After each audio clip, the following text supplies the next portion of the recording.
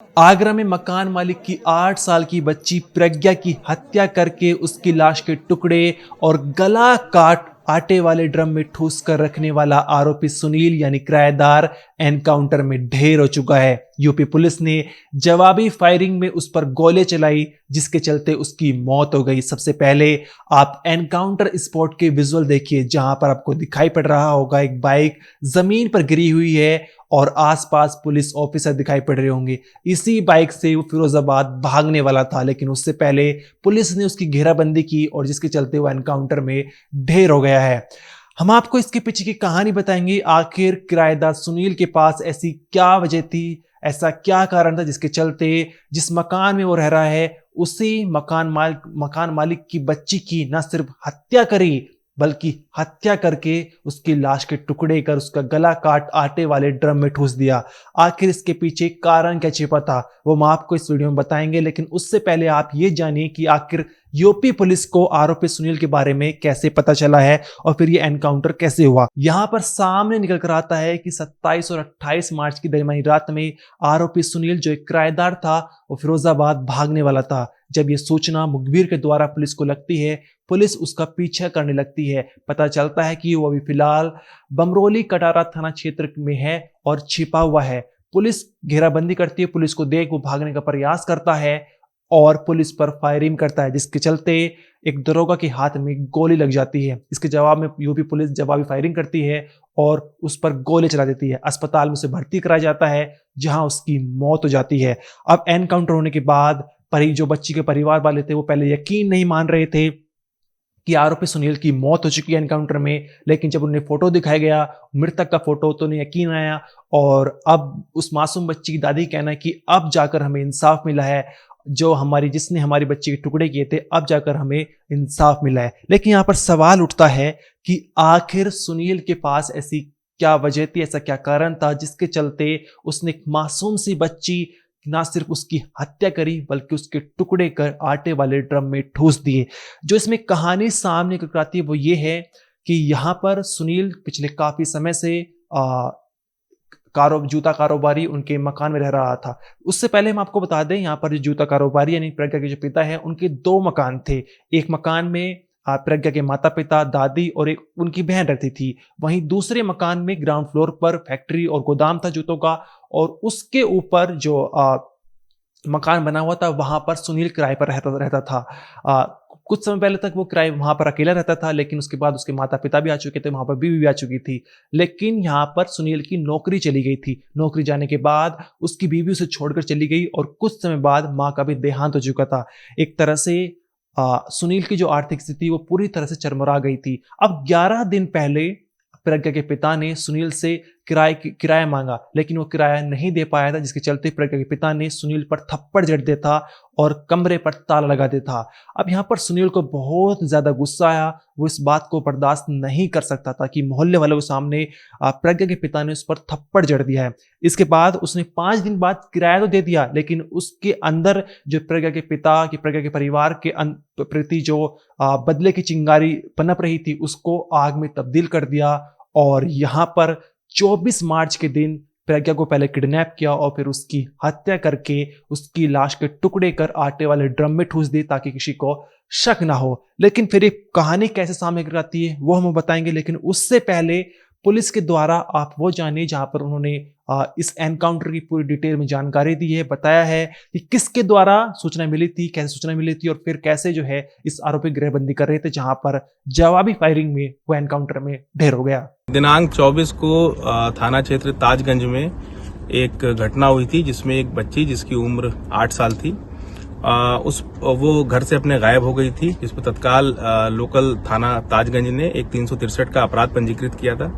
उसी क्रम में वहां पर टीमें लग के उस बच्ची को खोज रहे थे। अगले दिन रात में 8:30 बजे उसी के घर से एक आटा रखने वाले टीन कैन में एक बॉडी मिली थी जो उस बच्ची की थी, जिसके गर्दन पे कट्स के निशान थे। बच्ची का विभत्स तरीके से मर्डर किया गया था और तत्काल जो परिवारजन थे उन्होंने बाद में जो भी वहां उनके यहाँ किराएदार था सुनील उसमें उसका नाम खोला था, उसके परिवारजनों का भी नाम खोला था। हम लोगों की लगातार 12 टीमें सुनील की खोज कर रही थी कल की डेट में सुनील पे 25,000 का इनाम घोषित किया जा चुका था। उसी क्रम में जनपद की सभी टीमें 12 टीमें सिटी जोन की और पूर्वी और पश्चिमी जोन की भी अन्य विभिन्न टीमें, एसओजी टीमें, इंटेलिजेंस की टीमें, काउंटर इंटेलिजेंस की टीमें सुनील को निरंतरता से खोज रही थी।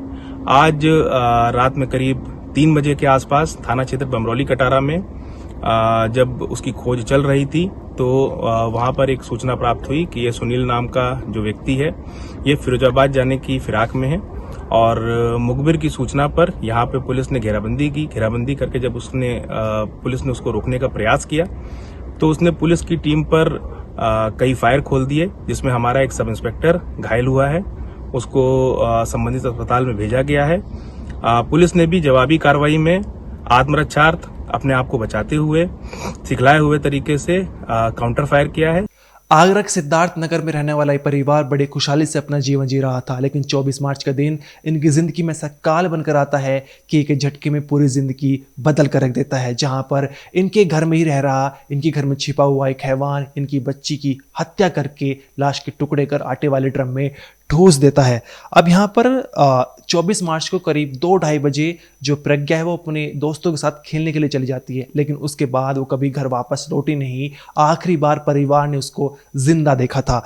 अब सामने निकल कर आता है कि जब प्रज्ञा नहीं लौटी थी तो माता को लगा कि वो 3 बजे ट्यूशन के लिए चली गई है, लेकिन 4 बज गए थे, वो ट्यूशन से वापस नहीं आई थी। ट्यूशन वापस आने का समय हो गया था लेकिन वापस नहीं आई थी। इसके बाद माता ने जो है अपने प्रज्ञा के पिता को फ़ोन किया। उन्होंने कहा कि थोड़ी देर इंतजार कर लेते हैं, बच्ची लौट जाएगी, इधर उधर खेल रही होगी, लेकिन उसके बावजूद बच्ची नहीं लौटती। 5 बज जाते हैं। टीचर को फ़ोन किया जाता है, वो कहते हैं कि आज तो प्रज्ञा आई नहीं है। इसके बाद जो है परिवार वालों का जो है एक तरह से रोने लग जाते हैं, बिलखने लगते हैं, उन्हें टेंशन होने लग जाती है। बच्ची को इधर उधर ढूंढा जाता है लेकिन कुछ पता नहीं चलता। इसके बाद जो है पुलिस में कंप्लेंट भी की जाती है और वही आरोपी सुनील जिसने इस बच्ची का कत्ल किया था वही पुलिस में जाने की सलाह देता है। कहता है कि बच्ची मिल नहीं पा रही है, काफ़ी समय हो चुका है, इसके लिए तुम्हें पुलिस कंप्लेंट करा देनी चाहिए, गुमशुदगी रिपोर्ट लिखा देनी चाहिए। अब बच्ची मिल नहीं रही थी तो परिवार वालों ने गुमशुदगी रिपोर्ट लिखा दी, जहां पर एक पोस्टर भी छपा गया, जिस पोस्टर को आप अपनी स्क्रीन पर देख सकते हैं, जहां पर लिखा हुआ है कि मिसिंग चाइल्ड, गुमशुदा, नाम प्रज्ञा, उम्र 8 साल है और उसके बाद डिटेल्स लिखी हुई है कि कब वो गायब हुई थी और क्या उसने आखिरी बार उस समय क्या पहना हुआ था। सब कुछ लिखे हुए, मोहल्ले में आसपास के इलाके में सब जगह पोस्टर लगाए गए, लेकिन कुछ भी जो है प्रज्ञा के बारे में नहीं पता चला। इसके बाद 25 मार्च का दिन लग चुका था। पुलिस की तमाम टीमें, 4 टीमें बनाई जा चुकी थी, अलग अलग एंगल से जांच कर रही थी और पुलिस सीसीटीवी फुटेज खंगालती है तो एक सीसीटीवी मिलता है जहां पर एक दुकान पर करीब 2 बजे के आसपास प्रज्ञा उस दुकान से चिप्स खरीद रही थी और ये आखिरी फुटेज था, एक डिजिटल एविडेंस था जहां पर प्रज्ञा जिंदा दिखाई पड़ रही। इसके बाद प्रज्ञा का कुछ पता नहीं चलता और करीब 25 मार्च के 8 बज चुके थे और प्रज्ञा को काफ़ी जगह ढूंढा गया लेकिन कुछ पता नहीं चल पा रहा था। अब यहाँ पर जो प्रज्ञा के पिता हैं वो पुलिस को सलाह देते हैं, पुलिस से कहते हैं कि जो मेरा किराएदार था सुनील, जो मेरे दूसरे मकान में रह रहा था, उसका सुबह से पता नहीं चल रहा। कल तक वो पुलिस की टीम के साथ ढूंढ रहा था, सब कुछ कर रहा था, लेकिन आज सुबह से वो दिखाई नहीं पड़ रहा है और मुझे उस पर शक है क्योंकि कुछ दिन पहले मेरी उससे लड़ाई भी हुई थी किराए को लेकर। अब यहाँ पर पुलिस जब किराएदार के मकान में यानी जहाँ रह रहा था वहां पर जाती है और कुछ बदबू ने नजर आती है, लेकिन ये समझ में नहीं आ रहा था कि बदबू आ कहाँ से रही है। इसके बाद जो नीला ड्रम आप देख रहे हैं, इसके अंदर वो आटे वाला ड्रम जो है ठूसा हुआ था और उसके ऊपर रिजाई ढकी हुई थी। यहाँ पर पुलिस को संदेह बिल्कुल नहीं हो रहा था। इसके बाद रिजाई हटाई गई और पुलिस ने देखा कि ड्रम के अंदर तो आटे वाला ड्रम है, इसमें तो आटा है, इसमें तो बच्ची हो ही नहीं सकती। लेकिन इसके बाद पुलिस मकान के अलग अलग कोने में ढूंढती है लेकिन बच्ची का कुछ पता नहीं चल रहा था। लेकिन इसके बाद पुलिस को लगता है कि बदबू घर से ही आ रही है, हो ना हो बच्ची की जो है वो लाश यहीं हो। इसके बाद जब आटे वाला ड्रम निकाला जाता है तो आटा हटाया जाता है तो उसके अंदर से बच्ची की लाश टुकड़ों में मिलती है। इसके बाद परिवार वाले जो हैं सकपका जाते हैं और उनका जो शक है वो पूरी तरह से किराएदार सुनील पर जाता है। पुलिस छानबीन करती है और हंगामा मच जाता है। परिवार वाले जल्द से जल्द आरोपी को पकड़ने के लिए फांसी की सजा मांग करते हैं। अब यहाँ पर 27 और 28 मार्च दरमियानी रात में पुलिस उसको एनकाउंटर में ढेर भी कर देती है और इसके बाद परिवार वालों को थोड़ी तसल्ली हुई। यहाँ पर दादी कहना है कि अब जाकर हमें लग रहा है कि हमारी बच्ची का इंसाफ मिला है, उस हैवान के साथ ऐसा ही होना चाहिए था। यहाँ पर अब हमारे जो रिपोर्टर है उन्होंने उस घर में गए थे, वहाँ पर रिपोर्ट तैयार की थी, वहाँ पर क्या कुछ देखा है उन्होंने वो बताया था। साथ ही आप ये भी देखिए कि पड़ोस वाले जो वहाँ पर तमाम लोग जो लोग हैं उनका क्या कहना है इस वीडियो में, आप वो भी देखिए। पूरा मामला ये है कि कल 3 बजे से लड़की गायब है। उसका प्रज्ञा था, उसका 8 साल की लड़की थी। हाँ, तो हमने ये कैमरों में सब में धुड़वाई है, वो लड़की नहीं निकली है। उधर दिखवाई थी, उधर दिखी थी थोड़ा सा, फिर उसके बाद इसी चौक में से ही गायब हो गई है वो, फिर नहीं मिली है। इधर भी एक कैमरा लगा हुआ है, उधर भी देखिए लड़की, उधर भी नहीं मिली है। इधर भी देखिए, इधर भी नहीं। मतलब यही चौक खा गया है, ये समझ लो। पुलिस पे वो करी थी, कंफर्म किया था, तो उसने बोला था कि ढूंढ रहे हैं, देख रहे हैं। और दोपहर को भी उससे ये बोला था हमने कि ढूंढो, वो करे ढूंढ रहे हैं, पर कोई रीजन निकल के नहीं आया बिल्कुल भी कि लड़की कहाँ है कहाँ नहीं है बिल्कुल। अब सारे घरों में ढूंढा था उसको, हमारे भी घर में देखा था, सारी गोबर चौकी में देखा था। फिर वो पुलिस चली गई, जाने के बाद फिर दूसरी पुलिस आई है, तो आते ही वो ताला टूटा था या तोड़ा था। तो पहले ही पुलिस ने बोला था दोपहर को कि लड़की मिल जाएगी, शाम तक मिल जाएगी। तो उनको पता था, तब क्यों नहीं बताया था उन्होंने? कैसे हालत में मिली? उसके टुकड़े मिले थे, उस आटे के कनस्तर में थे, उसमें खोल के नहीं दिखाया, उसमें लड़की थी अंदर, ऊपर से आटा डाल दिया था। ऊपर उसी के कमरे में मिली है, किराएदार के में। और उसका नाम वो है, सुनील है उसका नाम। काम करता था, पेस्टिंग का काम करता था, या इनके यहाँ पे भी करता था, वहाँ पे भी करता था। इनके बड़ा भाई है उनके में। वो रह रहा था, 1 साल से रह रहा था, 1 साल से रह रहा है ना, 1 साल से रह रहा है। दूसरी लग गई है उसको। क्या लगता है? कुछ नहीं लगता है, हमारा तो बस रहता था यहाँ पे किराए पे। उसके माँ बाप रहते थे, माँ बाप रहते थे।